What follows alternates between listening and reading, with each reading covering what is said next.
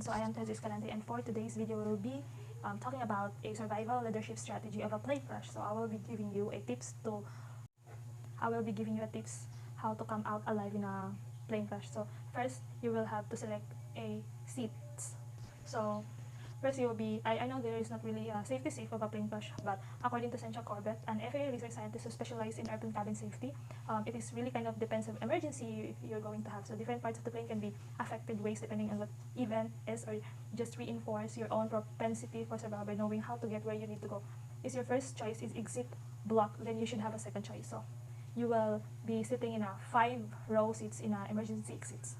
Number 2 is listening to the safety talk, especially those flight attendant about the presentation or video explaining to do in a case plane goes down, offers okay information like how do I get out, how do I escape if I can see, where are my flotation device. Then third is ready the safety card. So you know safety card in the pocket of the seats in front of you. So think of as a map leading you towards the survival. So read it, shows how the plane will be evacuated. Number 4, we have know how to brace. So have you ever tried it? Or sometimes passengers have only seconds to react in an emergency. If aircraft crew members are commanding passengers to assume the brace position, it helps to know in advance what they are talking about. The safety talk and card will help you. Number 5 is be aware of the exits. So plan your exits or escapes.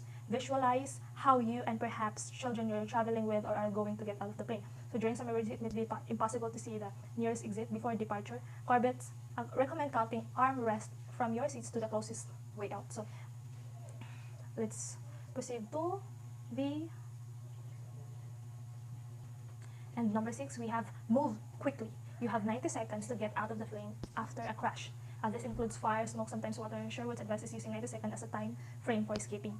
Number 7, we have be aware during takeoffs and landings. So statistics show that most crashes occur in the minutes surrounding takeoff and landing. So it's stand to reason that the passenger who want to increase their chance of survival should be especially aware of what's going on in that time. So let's proceed to number 8. So stay fit. This may go out without saying, but the fitter you are, the better your chances of survival. Overweight or slower moving passengers obviously could be at a disadvantage during an emergency evacuation. Number 9, we have avoid airlines with poor safety records. So statistics show that we are living the safest era in the history of commercial aviation. So nonetheless, every airline has a safety record, and those records are tracked. Various groups offer ranking of airline safety.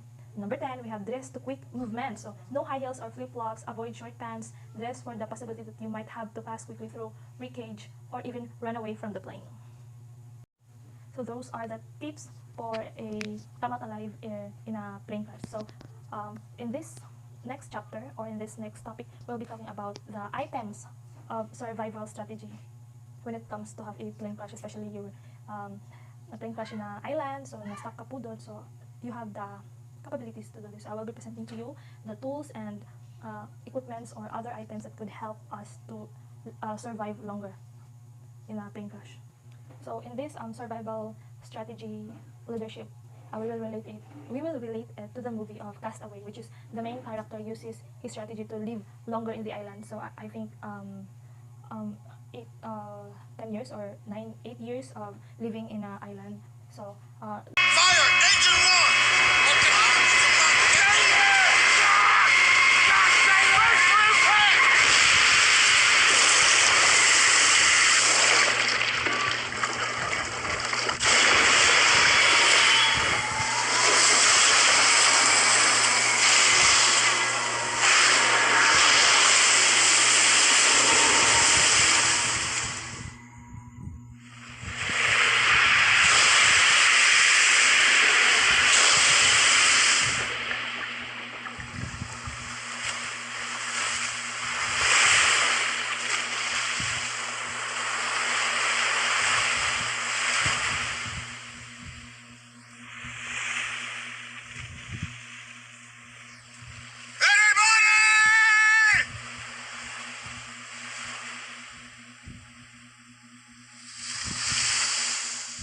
the strategy that he gathered or he used, or the tools that he used to live longer, is yung mga natitirang bagay or luggage ng plane is ginagamit niya. Like yung skate blade po ng sapatos, ginawa niya po yung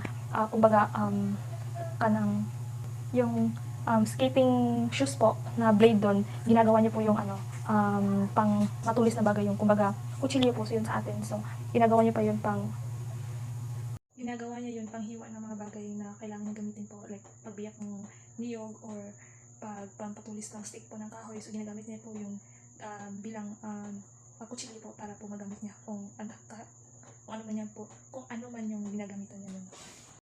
Since wala po siyang source of foods, kumukuha po siya ng mga fish from the ocean, and also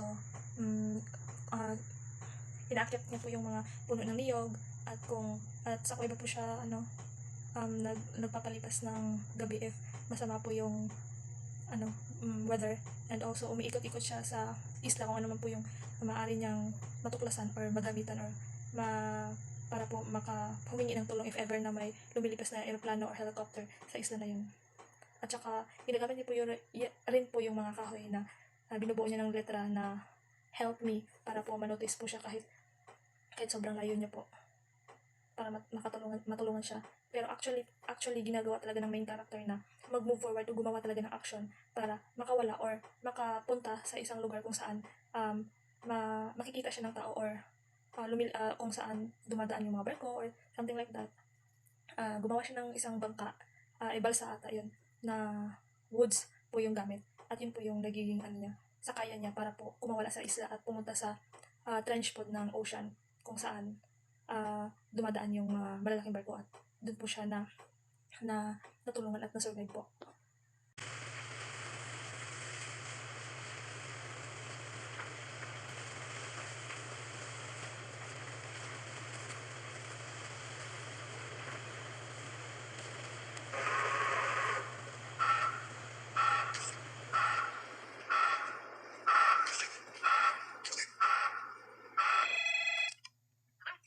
In the end, the core message of Cast Away focuses on the goodness of being alone and the strength of the human spirit.